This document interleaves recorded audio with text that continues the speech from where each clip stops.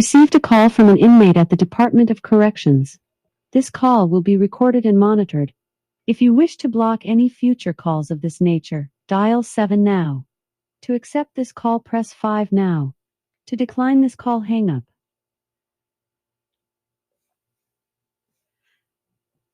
Well, hello there, Mr. Clay. How goes the battle? Well, that's good news. At least you're moving forward, not backwards. So hopefully you'll be able to hear something soon about getting out of that place. It's nothing like a bunch of innocent people sitting in prison. Well, yeah, of course. Yeah, uh to me, there's a lot of things that the Department of Correction does. It just wastes money. You would think the government would be on top of that because it's easy to do away with that kind of waste, but government bureaucracy, what do you have to say about that? Wait. Well, you've got 128 people using 2 microwaves. If your breakfast, lunch, and dinner is just an hour long, whatever, there's no way. And plus, the rest of the country's slowly getting away from this quarantine thing for COVID. I don't see why you have been on lockdown and quarantine for so long.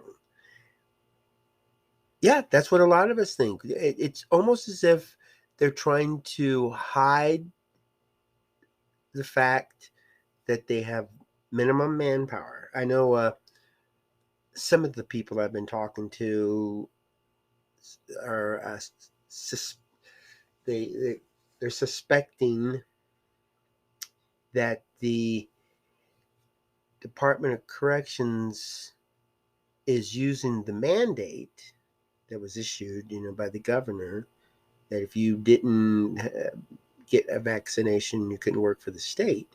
And so, of course, a lot of DLC people left because of that. And they're figuring that maybe to cover up that they lost so many people, they're creating this quarantine and lockdown situation. Because as you know, it's a whole lot easier to take care of a bunch of people with few people when a majority of the prison population remains in a locked cell most of the day. Good. I'm glad to hear that we are on the same page with that. Right. And one thing I like to emphasize is if you're going to send people to prison, you better be prepared to pay the price. You guys need medical treatment. You need food. I mean, look at this. They have to take your meals to the cell, and then in order to have a fairly warm meal, you need to put it in a microwave. And I tell you what, I don't like standing in line for a microwave, especially when I only have a 30-minute lunch and sitting there waiting to heat up my food. And most of the food I take with me to work is microwavable.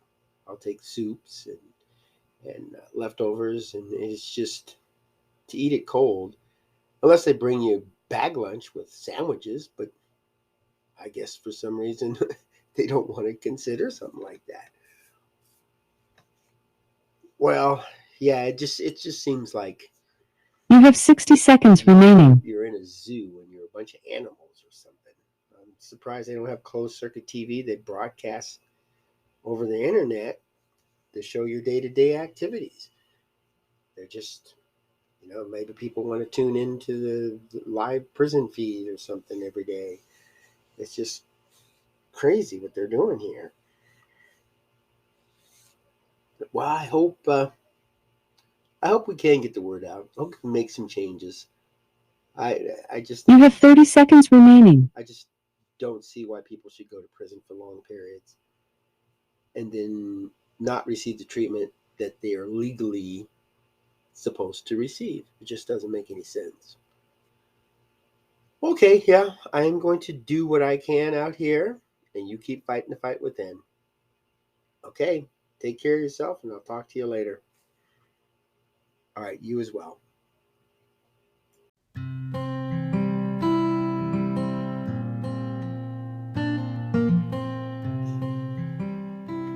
Hello, and welcome to a QS Inmate Call, and I am your host, Joel Wilborn. And this phone call is based on a series of information I received from incarcerated people regarding prison conditions. And one of the things I work toward as a prison reformist is humane treatment of the people that are locked up. And yes, they could have committed a heinous crime, or you could be a victim of somebody that's locked away. And it's easy to say, why should we help these folks? Why should we give them anything? And that's your right to say that. That's your right to share that information with other people. You have your view of events and situations, and we have opposing views many times as well. That's what makes us human. That's what keeps creativity, gets things built or unbuilt. It's just the fact that we can disagree, share opinions, and maybe convince other people to think in a different way. We can definitely learn from other folks when we have opposing views. And but we do have laws, and even prisoners have constitutional rights, and even the prison system adheres by rules, obligations, laws to treat people in certain ways and to provide certain services. And I did receive information about cable TV, that the state was paying for cable TV that had been off for months. So here are these prisoners, they can't use any cable. They buy these TVs, at these special prices, profits by the contractors for the prison, and they have the idea that they're going to be able to plug it into cable and watch. It's censored stuff, but maybe they can watch a TV show just to pass the time, stay calm, cool, and collected, or they could maybe tune in to local weather, news, just something to keep them from thinking other thoughts. Let's put it that way. So cable TV does have its advantages, and being in the prison, we're paying for it. We pay the cable company to use the service, and then the service isn't working. And if technicians are called, they're not getting the repairs done in a timely manner. And in this particular instance, I'm basing this phone call on an incident where a person said that they had been in quarantine, and this whole prison was in quarantine for quite some time, for several months. And I hardly ever get any calls or emails from that particular prison. And one of the reasons is they're just sitting in their room, and they can only come out for so long. And of course, they're not going to call me.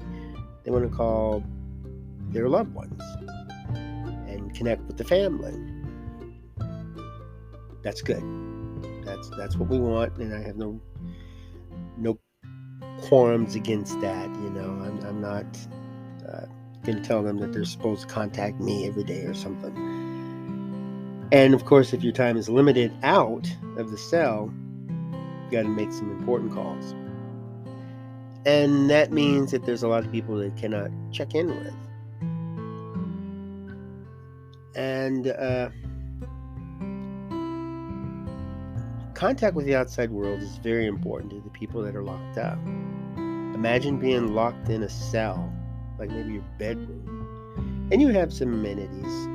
They're limited, but you have a few amenities. And maybe one of them goes down. Maybe you're using the internet a lot and the internet goes down. Or maybe you're watching TV and TV breaks.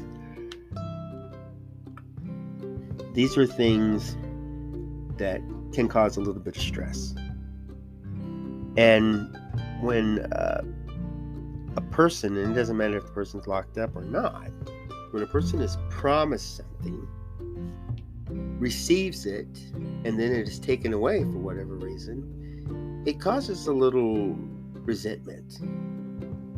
And it maybe some undue stress. Just something that could be avoided by the officials doing what they're required to do under state and federal law. And so if a prisoner says, I'm supposed to get my medication twice a day and I've only been getting it once, the public will generally say, so what? You knew what you were doing when you committed a crime, you knew the risk, you took them, and now here you are. Two wrongs don't make a right. This person breaks the law, gets convicted, goes to prison. It doesn't mean the prison system has to break the law and then hide behind something like we're understaffed, or we don't have a big enough budget, too many budget cuts, or COVID came in, or we have to be cautious because the threat of a prison riot. These things can only go so far. And also, the general public isn't that naive. If Susie goes into prison healthy and alert and rolls out in a body bag, which has happened quite a bit in the United States, then that's when we have to take note what's going on. And we shouldn't have to notice the inside works of a prison because of a lawsuit, and television and newspaper and the other media coverage. We should hear about this stuff as it happens every day. We've got mass shootings, people caught on video assaulting folks, or causing public disturbance. You have people that are committing crimes constantly out there, and they're getting a lot of coverage. Some doesn't really need that much coverage, but they tend to over-exaggerate, and they want to draw attention to a cause. Yet people are dying in prison. People are getting sick, with little shortcuts in my fiance's treatment. She's now suffering from cancer, and she wants to bring a lawsuit against the Department of Corrections for not providing proper care to her. And I support that 100%. I support any lawsuit that has to draw attention to mistreatment of people locked in prison. I don't feel too much sympathy for people who are not, able to use some luxuries because of a punishment or something. Maybe they commit an infraction and they get banned from using the gym, or they can't use,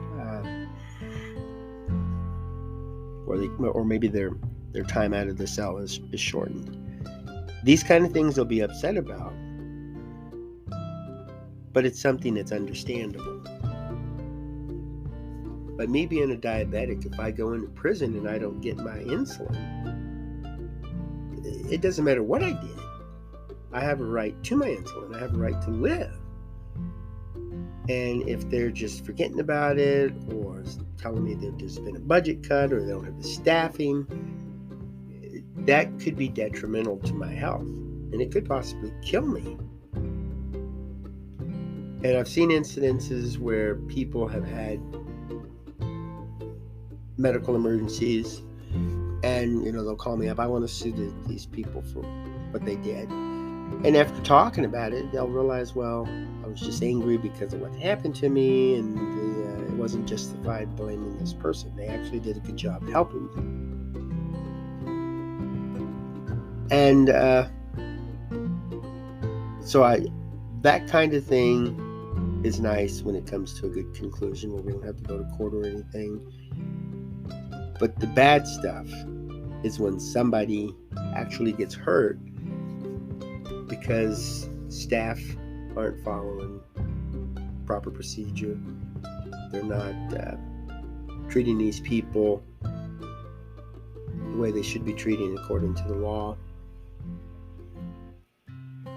And it just goes back to the justice system.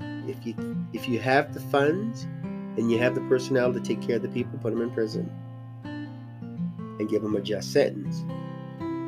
But if you put them in prison just to come out in really bad shape, or to die of suicide or a drug overdose in prison, and nobody looks into it to see what's going on, how to prevent it from happening again, nobody cares. And if these family members and loved ones go out and say something, people come up to that same excuse. They did the crime, they do the time. Okay, can't really argue with that. It's just that if they're promised cable TV, if they're promised 3 meals and the use of a microwave, then the budget should reflect that. Taxpayers are willing to put all these people in prison. They should be willing to pay for it. After all, the system, the government-funded system, put them there. Well, that's my take on some of the injustices inside the penal system. I ask that you tune into the Joel Wilborn channel on YouTube. Take a look at OxyWord. See some of the interviews I do with incarcerated people and get an idea of how things are in their life, what their plans are for the future, what goes on inside the prison. Hear that from the people who are directly affected by it. There's no better way to get information than directly from the source. So thanks for tuning in. Go out, have yourself a wonderful day, and make beautiful memories for tomorrow.